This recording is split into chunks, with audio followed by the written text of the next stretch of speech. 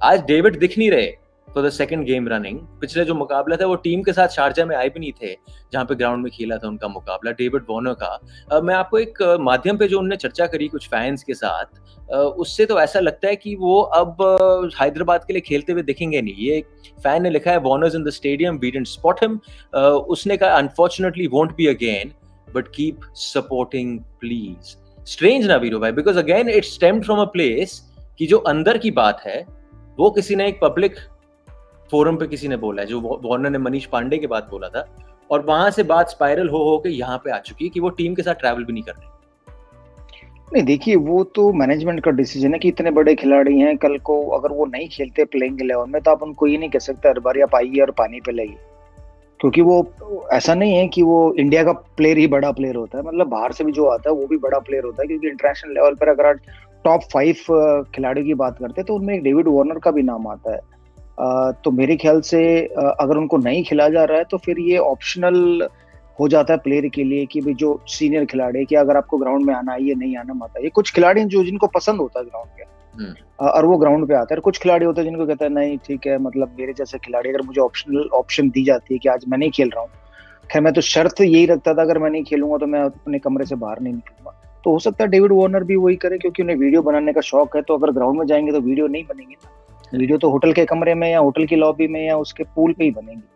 तो वो उनकी चॉइस है और वो उनकी चॉइस का पूरा सम्मान करना चाहिए। बट ये थोड़ा मुझे गलत लगा, क्योंकि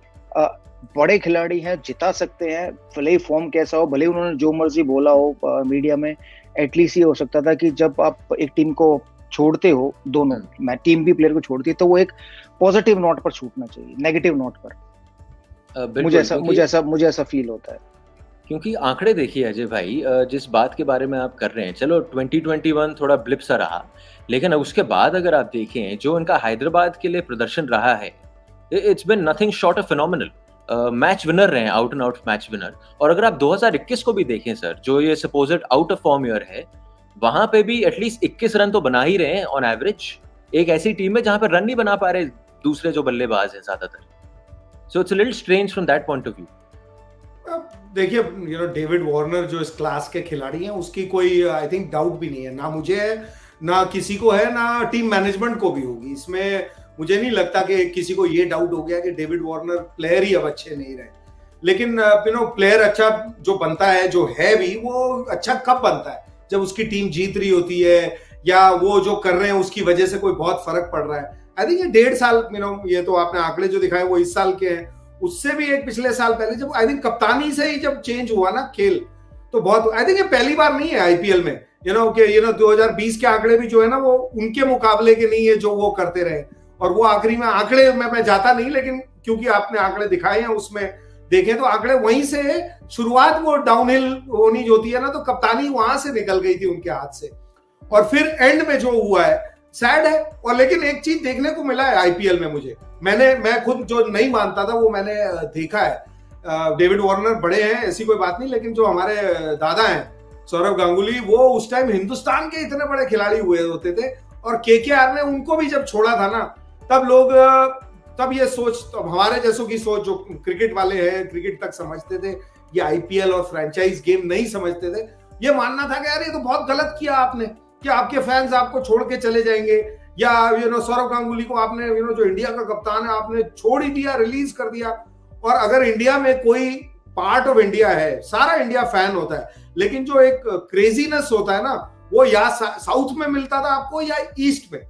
तो हमारी सोच को भी वो बदलना है, मैंने अपने पीरियड में देखा है कार्यकाल में। और जब सौरव गांगुली को छोड़ा था तो लोग कहते थे केकेआर को कौन सपोर्ट करेगा अगर आप सौरव गांगुली को निकाल देंगे। लेकिन आज 14 साल हो गए इस आईपीएल की गेम को, उधर गौतम गंभीर गए, उनके वो लोकल बन गए, और फिर केकेआर वहां से चल पड़ी। तो एक चीज प्लेयर को समझनी चाहिए जो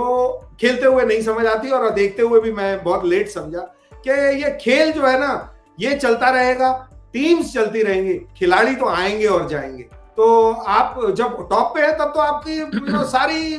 जो आप कहेंगे वो सब कुछ सुना जाता है, सब माना जाता है। लेकिन जब आप डाउन एंड आउट है, तब आप अगर टीम के साथ नहीं चलेंगे ना, तो टीम तो आगे चलती चली जाएगी। तो अभी इंटरेस्टिंग होगा, क्योंकि ऑक्शन भी अगले साल है, क्या फैंस का जोर पड़ता है और डेविड वार्नर को रिटेन करते हैं, क्योंकि ये तो बेकार की बात है कि जो डेविड वार्नर कह रहे हैं कि मैं इस कपड़ों में कभी नहीं दिखूंगा, क्योंकि जो इस खेल का फॉर्मेट है ना, जब आप कॉन्ट्रैक्ट साइन करते हैं, आप ऑक्शन में जब आते हैं, तो आपकी चॉइस नहीं है आप कौन सी टीम से खेलेंगे या नहीं खेलेंगे, वो आपकी बिड जब होगी, जो आपको खरीदेगा वो खेलेगा। तो ये इंटरेस्टिंग है, क्योंकि मेरे लिए तो डेविड वार्नर ही सनराइजर्स हैदराबाद है, और जो फैंस है सनराइजर्स हैदराबाद के और डेविड वार्नर के, उनके लिए भी वही हैदराबाद है। तो ये इंटरेस्टिंग है, मैं देखना चाहूंगा आगे 3-4-6 महीने में पता चलेगा कि भाई डेविड वार्नर बढ़े या हैदराबाद टीम बढ़े। फेयर पॉइंट वीरू भाई, क्योंकि अगर ये ऑक्शन टेबल पे आए और सर ने वहाँ पे गांगुली जी की वहाँ पे उदाहरण दिया, I think the only thing from a KKR perspective कि ये कैलकुलेटेड मूव था कि वो देख रहे हैं कि ज्यादा क्रिकेट इनमें बचा नहीं है going forward. But if you look at David Warner, आप कहोगे कि आईपीएल में एटलीस्ट इस फॉर्मेट में उनके पास थोड़े साल और हैं देने के लिए, so in that sense he would be a prime pick अगर आपने उनको ऑक्शन में जाने। नहीं बिल्कुल, लेकिन क्या होता है कि जब एक खिलाड़ी और एक मैनेजमेंट के बीच तू मैम हो जाती है और जो रिश्ते हैं वो खराब हो जाते हैं ना, फिर ना तो खिलाड़ी परवाह करता है और ना फिर मैनेजमेंट परवाह करती है, तो वो छोड़ देते हैं। और ऐसे एक नहीं, मतलब ये डेविड वार्नर उदाहरण नहीं, ऐसे बहुत सारे उदाहरण हैं। और खिलाड़ी एक फ्रेंचाइज से खेलता है, उसकी लड़ाई हो जाती है, फिर वो कहता है मैं नहीं खेलूंगा, मुझे रिलीज कर दो, उसको रिलीज कर दिया जाता है, फिर वो फ्रेंचाइजी लाइफ में उसे दोबारा कभी नहीं खरीदती, ये हमने देखा। तो ये तो तय है, अगर मैनेजमेंट ने डिसीजन लिया है कि हम उसको नहीं खिला रहे हैं, वो अवेलेबल होते हुए भी,